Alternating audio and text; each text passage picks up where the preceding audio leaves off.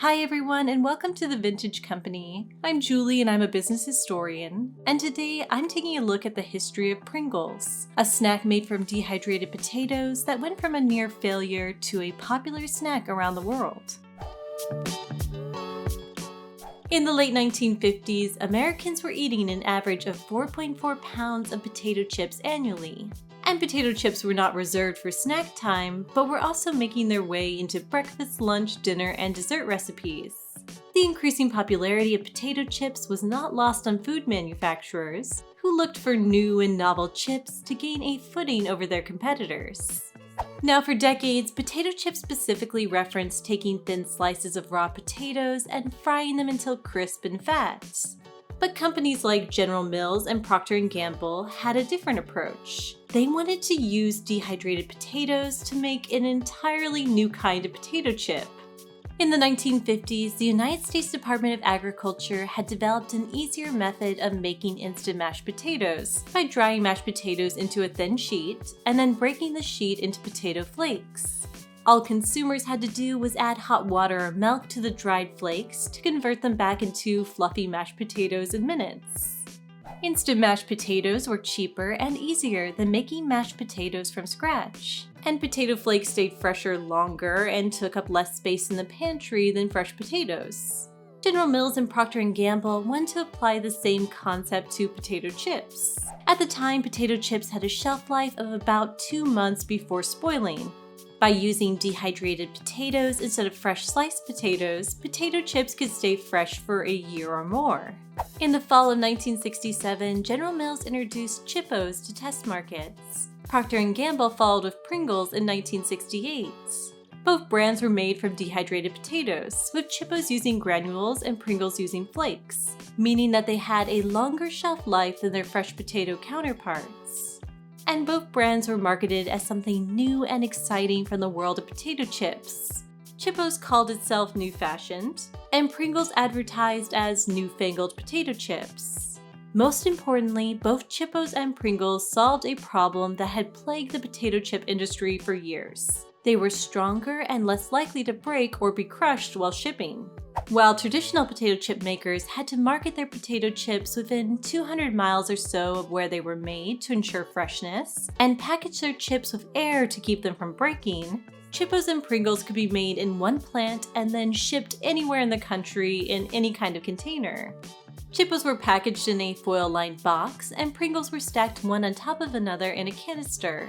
By making a shelf-stable product that could be shipped anywhere, General Mills and Procter & Gamble had a huge advantage over potato chips made from raw potatoes. Now, traditional potato chip manufacturers were not happy with the new intruders to their $900 million market. The chippers, as they like to be called, vehemently denied that Chipos and Pringles were real potato chips. They argued that potato chips specifically meant thin slices of raw white potato fried crisp in deep fat, not mashed potatoes rolled out, dehydrated, and remade into potato chip shape. The chippers believed that by calling their products potato chips, General Mills and Procter & Gamble were false advertising and taking advantage of the goodwill the chippers had established with consumers over the years. And so they sued.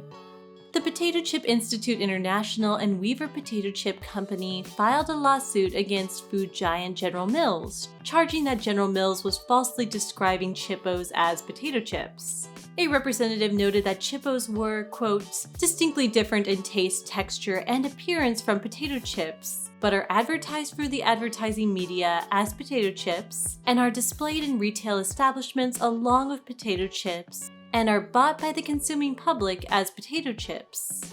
Harvey Noss, director of the Potato Chip Institute International, added, "I have no objection to them making the product, but I don't like them hanging their publicity hat on the potato chip."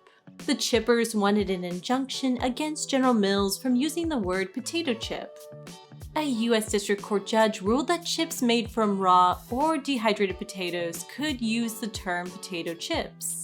However, the judge thought it was worth adding a qualifying phrase to Chipos, such as fashioned from dried potato granules. And in 1975, the Food and Drug Administration agreed, ruling that Pringles must have potato chips made from dried potatoes, in lettering on the label not less than 1/2 the size of the largest type in which the words potato chips appear. This was a victory for Procter & Gamble. They could call Pringles potato chips, so long as the label also read made from dried potatoes. And for about the next 25 years, they did exactly that. Then in the 1990s, they began calling Pringles crisps instead, a move which allowed Procter & Gamble to remove the made from dried potatoes statement and coincided with Pringles' introduction in the United Kingdom, where potato chips are called crisps. Now, ultimately for Procter & Gamble, the biggest problem with Pringles wasn't whether they were or weren't real potato chips.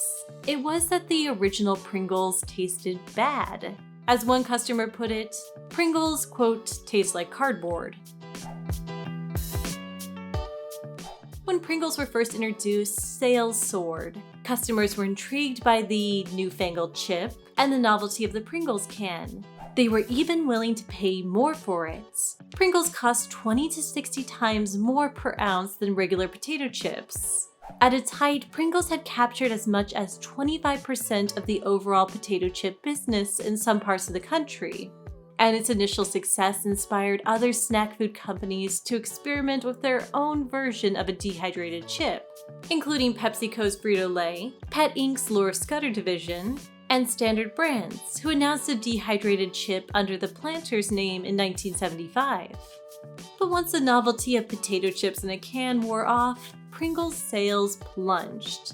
It didn't help that in the 1970s, consumers were becoming more interested in eating healthier and more natural foods. Pringles were made with preservatives and additives like mono and diglycerides and butyrated hydroxyanisole, something which its competitors berated it for in advertising. Food industry experts began calling Pringles a washout. Other companies like Standard Brands Planters and General Mills Chipos dehydrated chips were making a swift exit from the market. But Procter & Gamble wasn't ready to give up. Pringles had taken $70 million and a decade to develop, and the result was a chip that was cheaper to make and distribute. So rather than throw in the towel, Procter & Gamble began experimenting with different flavors, textures, and cutting prices. In 1977, they introduced Pringles Extra Rippled Potato Chips, a sturdier version of their original chip, and in 1978, country-style Pringles were added. Marketed in a blue denim can as a dried and fried up special, country-style Pringles worked to address the snack's biggest criticism. Country-style was crunchier and had more flavor than original Pringles. And perhaps most importantly, it was made with no preservatives or artificial ingredients. Though short-lived, country-style Pringles was a step in the right direction for Procter & Gamble. Just 3 years later, in 1981, the company introduced a reformulated version of Pringles that tasted more like, well, a potato chip. But to convince customers to give Pringles a second chance, Procter & Gamble needed more than a better-tasting, more natural chip. They needed a really good advertising campaign. In Pringles' early years, its marketing focused on its novelty. But once the novelty of Pringles disappeared and sales spiraled downward, Procter & Gamble tried to regain customers with new flavors and discounted prices. But these attempts were largely unsuccessful. Then in 1981, the company poured $8 million into an advertising campaign for its better-tasting Pringles. The result was a catchy jingle with the tagline, "I've got the fever for the flavor of a Pringle." We've got the fever for the flavor of a Pringle. As a side note, this commercial stars a young Brad Pitt before he was the famous Hollywood actor we know today. Pringles fever seemed to have been contagious. Within just 3 months, Pringles' share of the $2 billion potato chip market grew from 4.5% to 5.5%, and sales continued to grow, from $65 million in 1980 to $110 million in 1985. It appeared that customers did indeed have a fever for the flavor of Pringles, and the newfangled potato chip seemed to be finally making a comeback. Pringles fever remained the marketing campaign for Pringles through the 1980s. Then in the 1990s, the brand introduced a new slogan, "Once you pop, you can't stop," followed by "Once you pop, the fun don't stop." Better flavor and advertising rebounded Pringles from the laughingstock of the industry to the second best-selling chip in the United States. and Pringles had more than doubled its worldwide volume by 1996.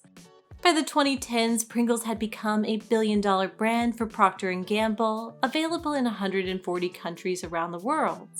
"Once you pop, the fun don't stop" remained Pringles' slogan until 2022, when it was replaced by "Mind Popping." In the 2000s, Procter & Gamble began to move its business away from food, selling off brands like Folgers Coffee, Jif Peanut Butter, Crisco Shortening, and Sunny Delight drinks. By 2009, Pringles was Procter & Gamble's last major food brand. Then in 2012, Kellogg's purchased Pringles for nearly $2.7 billion, catapulting the company into the #2 position worldwide in the savory snack category. Sales of Pringles in recent years have only continued to grow worldwide, fueled by unique limited edition flavors. As of 2021, snacks including Pringles and Cheez-Its accounted for more than half of Kellogg's revenue. After more than 50 years, Pringles have transformed from a failure to one of the most iconic snack brands in the world.